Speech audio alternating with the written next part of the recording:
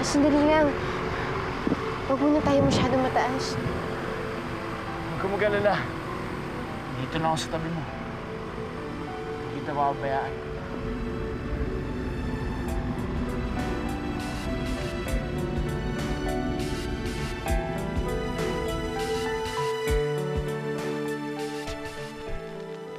Naiinip na ako sa sagot mo, Habagat. Oo, mahal na Raven. Handa na ako maging ganap na Raven.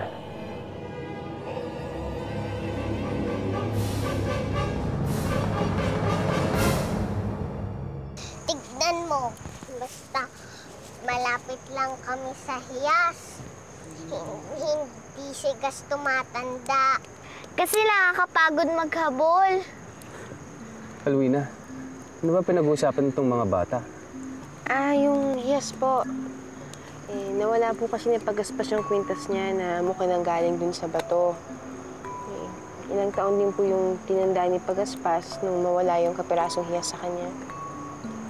Akala nga namin kasama sa sumpa ni Dakila. Hindi pala. Pag nailalayo sa kanilang hiyas, tumatanda sila. Paano nangyari yun? Basta mahabang kwento eh. Nung tumakas kasi kami sa Tierra Fuego, napadpad kami sa kampo ng mga bata na pinamumunuan niya ni Procopio. Doon namin unang nasaksihan yung hiwaga ng hiyas na walang kupas. Hindi na tumatanda yung mga batang nagtatago nito.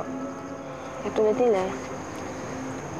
Kaya nga po nung una, hindi kami makaalis-alis ng kampo namin.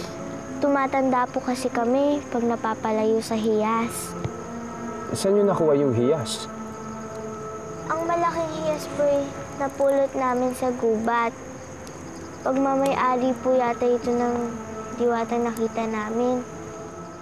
Ang amin naman, naalala ko lang po, napulot po namin yung maliliit na bato bago kami tuluyan umalis sa Avila. Hindi tayo mapapatawad ni Dakila. Hindi niya matanggap ang pagkakaibigan natin. Masyado siyang naigpit. Naiintindihan ko siya, Pagaspas. Pinuprotektahan lang niya ang Avila. Ang ganda, Pagaspas! May kumikinang! Ang alin!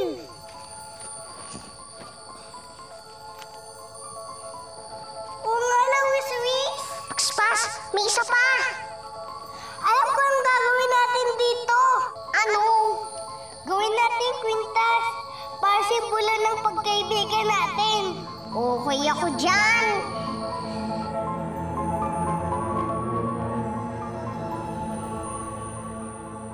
Simula po nun, tinago namin ang dalawang bato at hindi na po kami tumanda.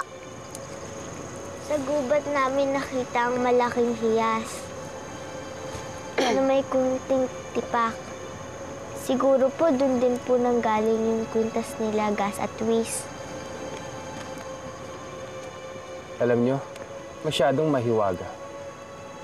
Kami rin po nagtataka. Ay, salamat na antok din ako sa wakas. Ako rin.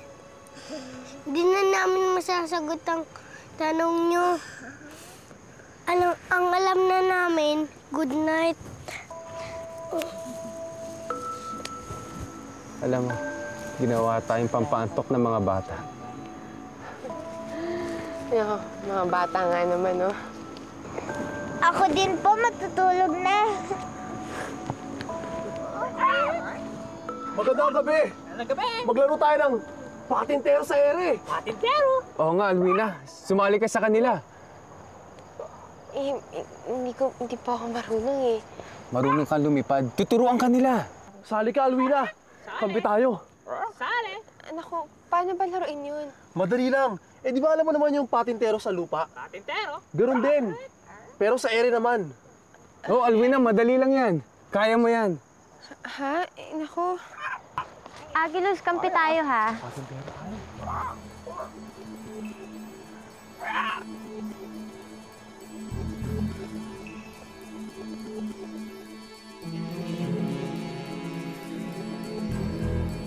Bilisan mo, Alwina! Huwag ka papataya, ah! matataya yata ako eh. Hindi, kaya mo yan.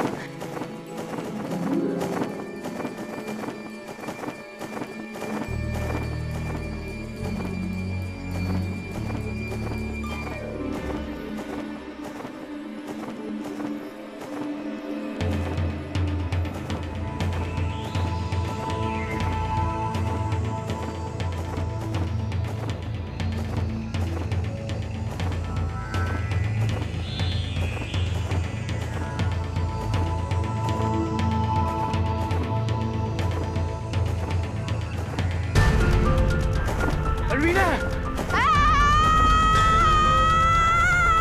Alwina!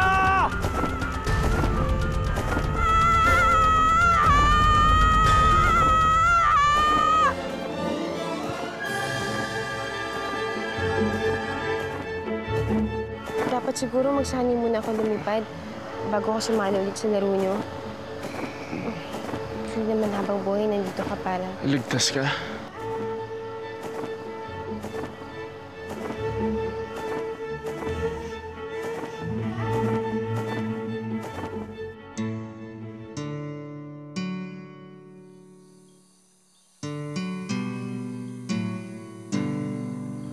Gabriel?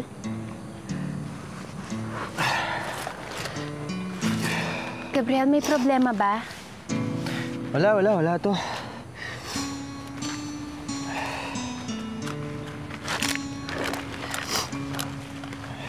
Pwede bang wala? Umiiyak ka. Hindi naman ako umiyak dahil malungkot ako eh. Umiiyak ako sa galit. Kanino ka nagagalit?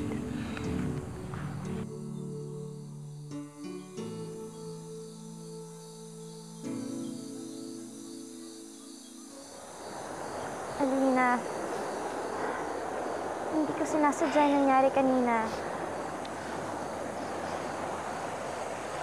Wala yun. Wala ka dapat ipag-alala. Pero hindi ko pa rin kaya, Alwina.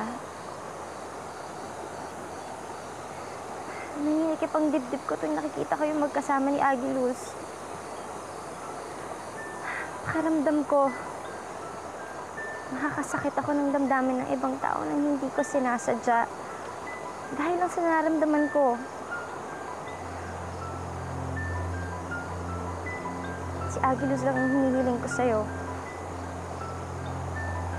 Hindi mo ba ako mapagbibigyan?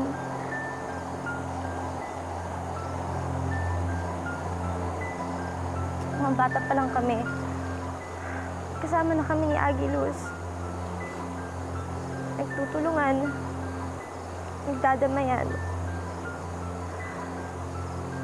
Minahal ko na siya noon pa, Alwina. Wala na akong ibang minahal. Siya lang.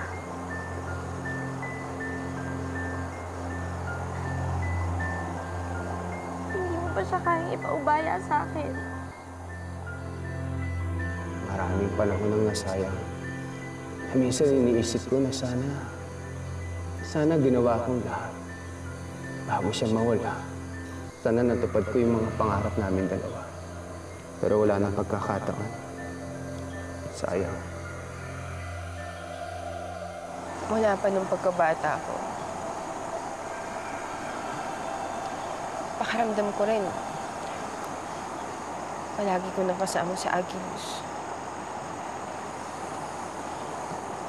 Naririnig ko yung tugtog niya.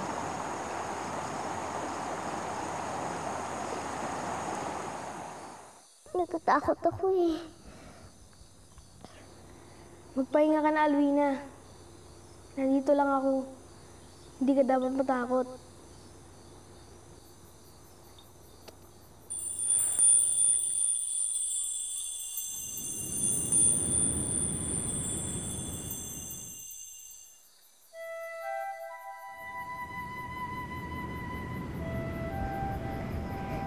Narinig mo yung pagaspas? Ang ganda. Parang kumakanta ang hangin.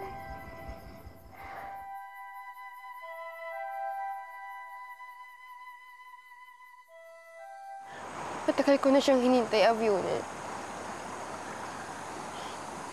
Buong buhay ko, hinayaan ko masaktan ako para napagbigyan ko yung ibang tao. Ni minsan di ko man lang napagbigyan yung sarili ko. Ngayon lang. Patawarin mo ako, Aviona.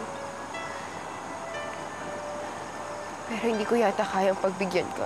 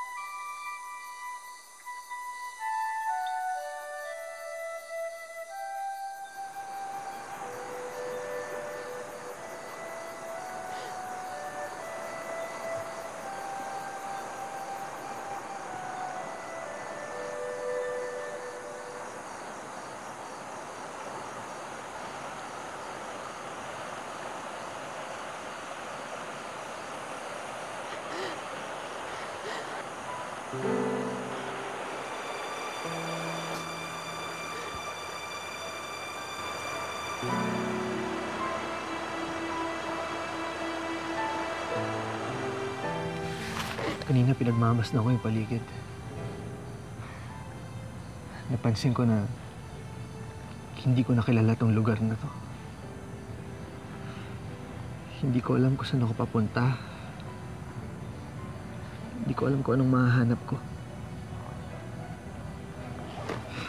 Alam mo, naisip ko rin na hindi naman ako hahantong sa ganito kung inintindi lang ako ni Papa eh. Kung marunong lang siya magmahal. Sana nga buhay pa si Mama eh. Sana naiintindihan niya yung nararamdaman ko para kay Alwina. Dahil sa kanya, nawala lahat ng mahal ko sa buhay. Sinisisi mo ba ang ama mo sa lahat ng nangyayari sa'yo? Gabriel, naiintindihan kita. Pareho tayo ng sitwasyon. Pareho tayong hinigpitan ng mga ama natin. Sobrang higpit. Nakasasakal.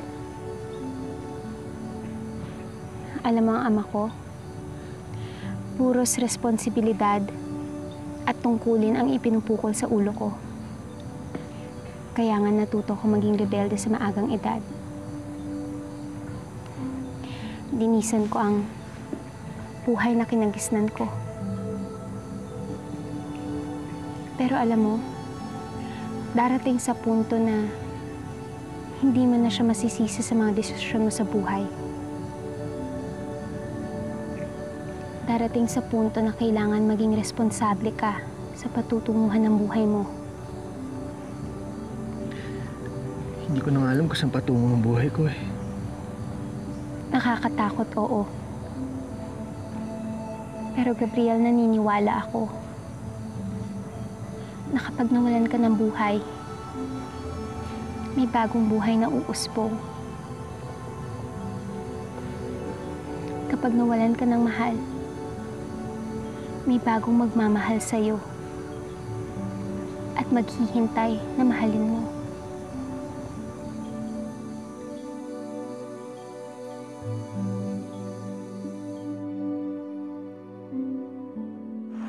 Alvina.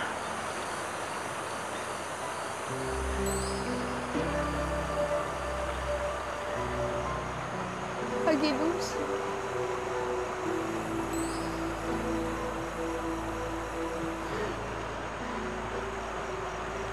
Napakarami kong gustong sabihin sa'yo. Gusto kong pumunta sa'yo at yakapin ka.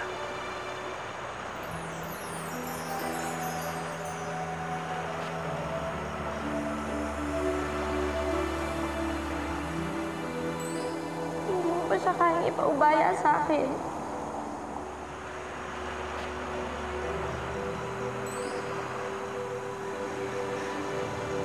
Malito, Agilus eh. Malito eh.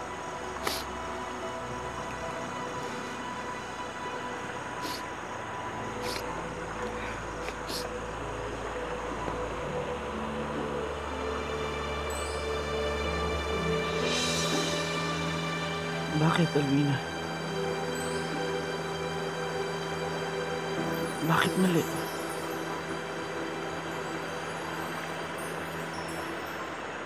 Kung pareho ang sinasabi ng puso natin.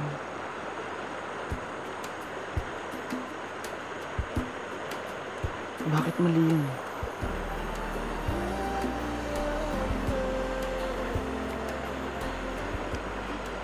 Dahil hindi lahat ng gusto ng puso ay tama.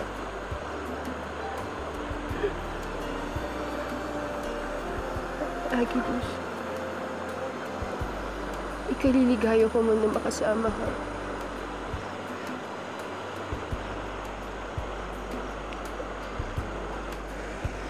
Ayokong pagbayaran ang dalamhati ng ibang kaligayahan ko.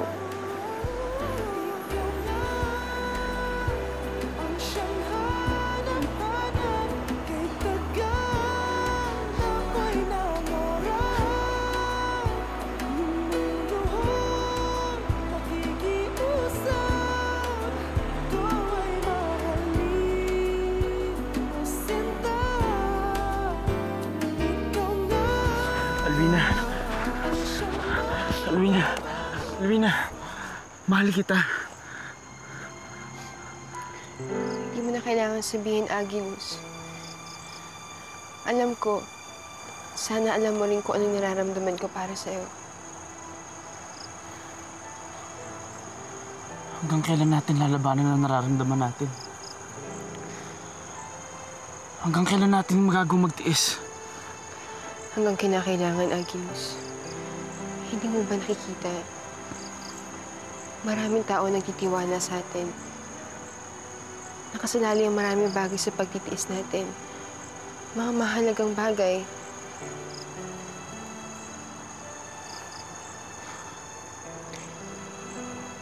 Sa harap ng mga tao at bagay na pinahalagaan natin, isang maliit na sakripisyo lamang to. Pero masakit, Alwina. Masakit. Kaya nga tinawag na sakripisyo. Kung hindi ito masakit, hindi ito sakripisyo.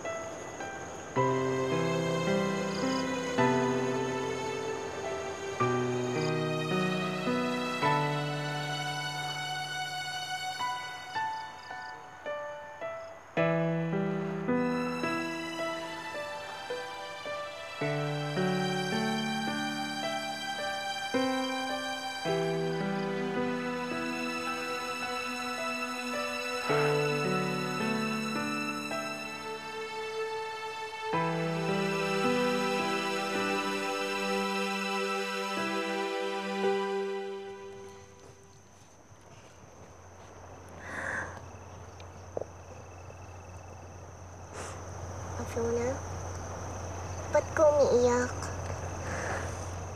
Wala to. Kayo, ba't di pa kayo natutulog? Hinihintay namin si Alwina. Bakit? Hindi ba kayo makakatulog na hindi kasama si Alwina? Ganon na ba siya kagaling, kabait, at kaganda na hindi makakakilos ang mga tao nang wala siya? Fiona, anong nangyayari sa'yo? Huwag niyo nang hintayin si Alwina. May iba siyang inaasikaso.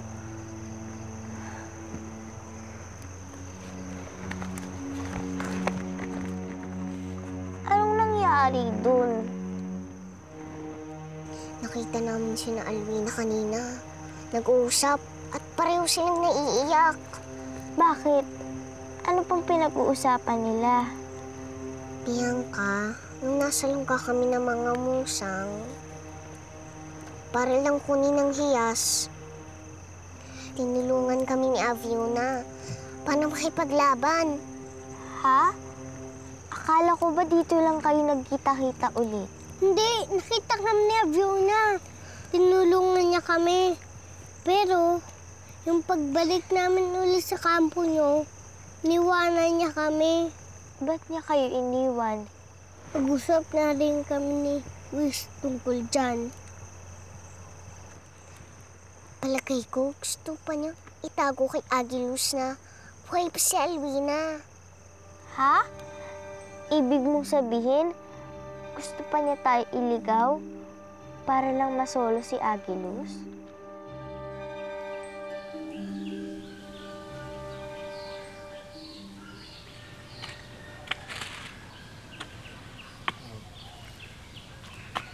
Paloma,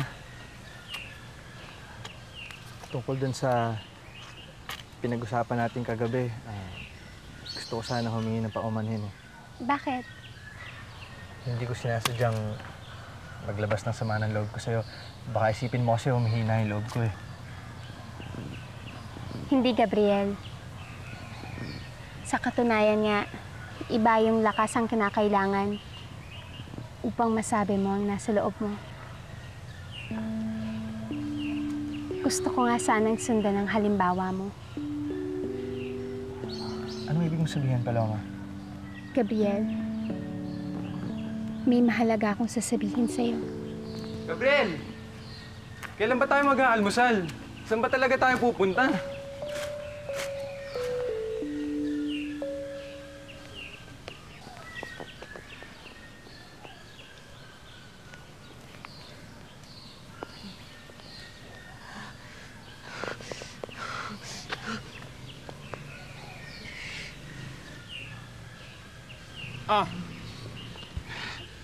Magpalakas ka at marami pa tayong pag-uusapan.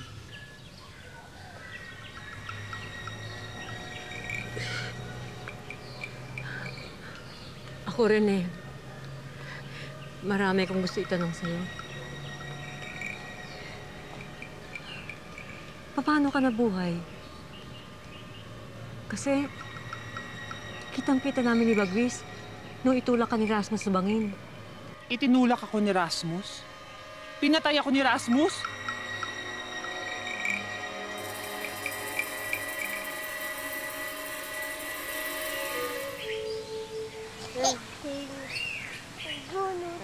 Sarap, no?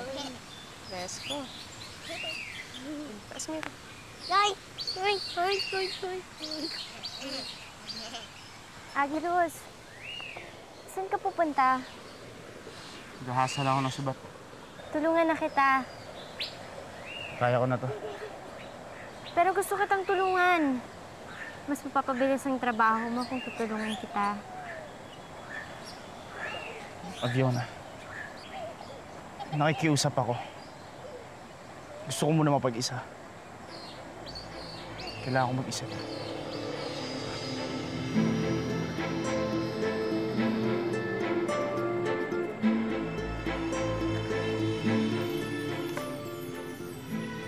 Ilang beses na natin pinag-usapan ito, Veronica. Huwag mo sabi akong tawagin Veronica. Namumuhi ako sa pangalang yan! Ulit-ulitin mo ang kwento mo hanggang masiyahan ako sa naririnig ko.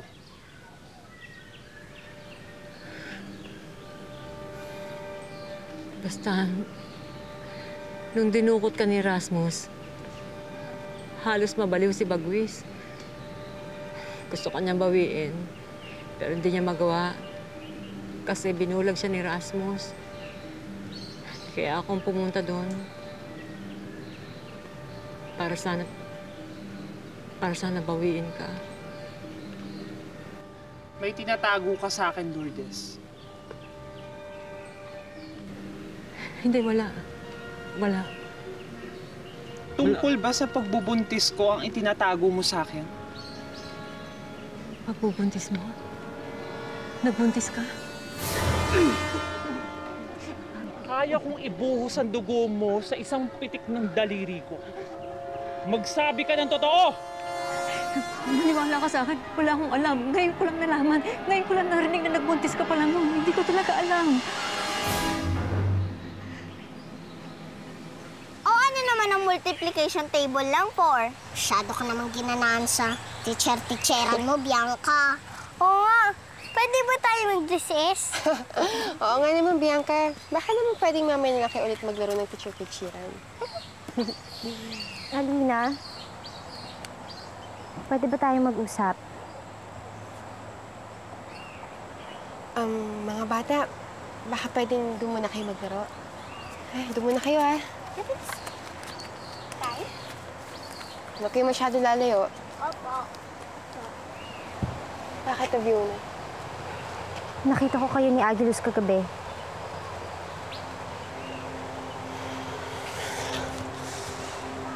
Aviona, kung inaakala mo nagkaayos na kami ni Agilus.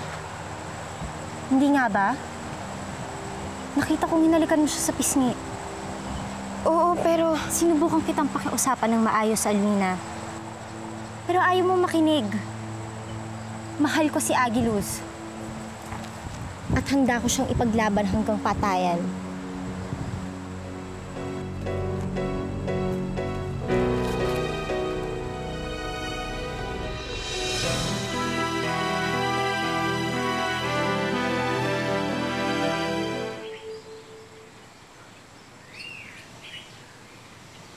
Alwina, alam mo may kinukwento to sa akin si Bianca tungkol sa pakikipaglaban mo sa mga musang. Ang galing-galing nga po ni Alvina eh. Yun? Wala po yun. Dala lang yun ang pag-aalala ko sa mga bata. Ngayon panatag ng loob ko. Kaya mo pala ipagtanggol ang sarili mo eh. Pero Alwina, panahon na siguro para malaman mo ang paraan ng pagdirigma ng isang mulawin.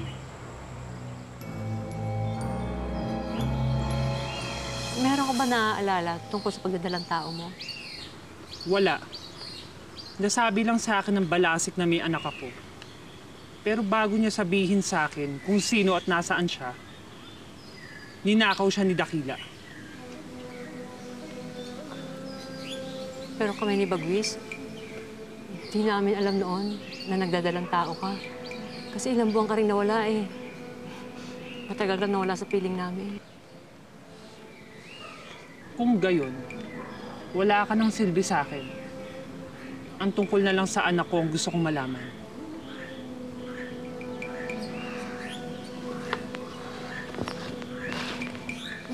Teka, anong gagawin mo? Hanggang ngayon ba, wala ka pa rin tiwala sa akin? Hindi naman ako tatakas eh. Bakit kita paniniwalaan? Akala mo ba hindi ko napansin ang pag-aatubili mo kanina? Meron ka pang itinatago sa akin, Lourdes. Pareho kayo ni Rasmus. Na puro lihim. Sinabi ko lang lahat ng totoo sa'yo, Veronica. Sinabi nang wag mo akong tatawaging Veronica eh! Wala akong pakialam. Yun ang pangalan mo eh. Yung totoong pangalan mo. Yun ang pangalan ng kaibigan kong minahal ko. Akala mo ba? Gusto kong magkita tayo ulit sa ganitong pagkakataon?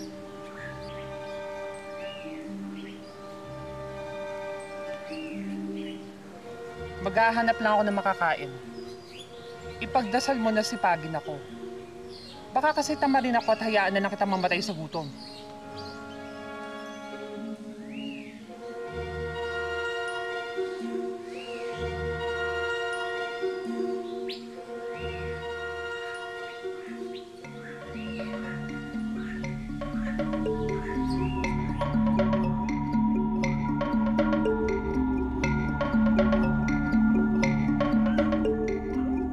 Magaling, Alvina. Mabilis kang matuto. Ngayon, kailangan mo magsanay sa isang tunay namang dirigmang mula mo. Panonoorin kita para makita ko kung saan ka nagkakamali. Agiluz, ikaw makikipagsanay kay Alwina. Bagwis, hindi yata nararapat na ako mapaglaban. Bakit, Agiluz? Dahil lalaki ka at babae sa Alwina? Sa totoong sagupaan, hindi sinasaalang-alang ang ganyang dahilan.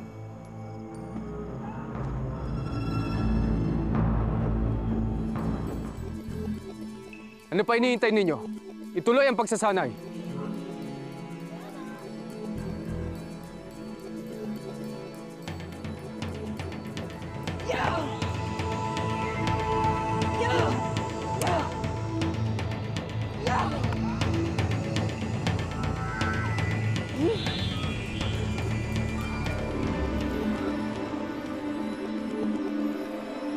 Agiluz,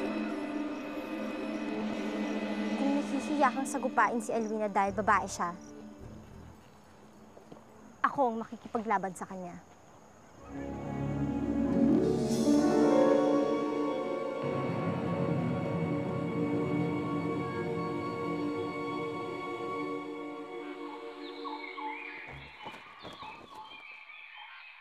Pagdamag akong lumipad, kailang makahanap ako ng makakain.